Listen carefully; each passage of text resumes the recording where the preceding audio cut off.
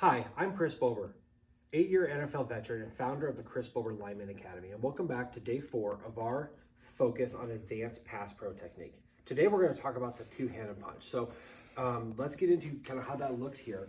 And this is a punch that you can use at any level. And as you get older, as you get into higher levels, you'll be doing some independent punching, but for now, you got to master the two-hand punch. So we're going to talk about the target, our hand placement, and then positioning, okay?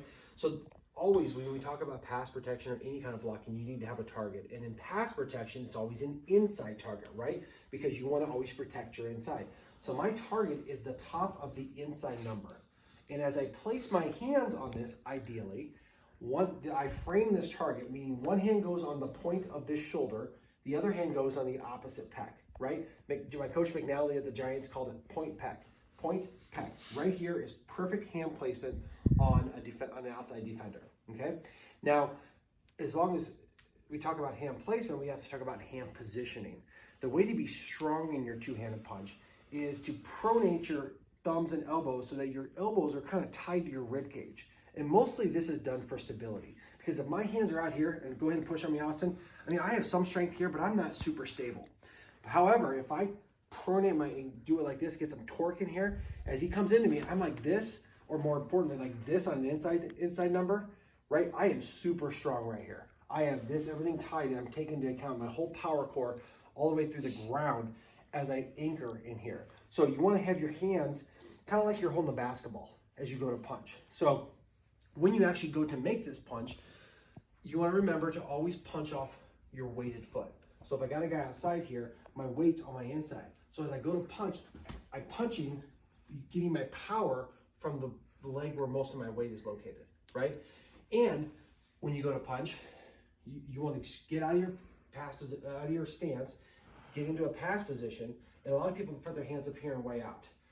Pass protection is one with low hands. I'm not talking about low to the ground, but when I like to set, I would set so that my elbows are like at a 90-degree angle, right? That way, when I go to strike, I'm striking with a rising blow, right? Low to high. That's where your power comes from. And when you go to strike them, you're going to strike, sit, and then shuffle, okay? As you strike, you will push your hips down and then get a hold of him, and then all you're gonna do is shuffle to stay in place with him. Strike, sit, and shuffle. Now, some drills that you can do at home to practice this. The first one is gonna be setting to a person or to a chair. Get out of your stance, right? Get set to a target and practice getting out of your stance so your hands are up. Remember, they're not too far out and they're not too high. 90 degrees, ready to strike, okay? Then, all you're gonna do, this is a weighted ball, but you're gonna take this, you're gonna get into your stance, right? And you're gonna set to it, right?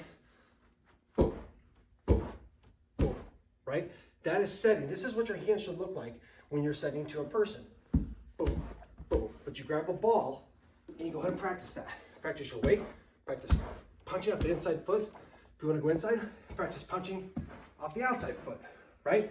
It's a nice, easy drill to do at home. This is a weighted ball, but you can do it with a basketball. So go ahead and take these drills, practice them at home, and we'll come back to it tomorrow and talk about some independent hands and some drills to get your hands quicker. So thank you so much for tuning in. We're here to make O-line great again. We'll see you next time.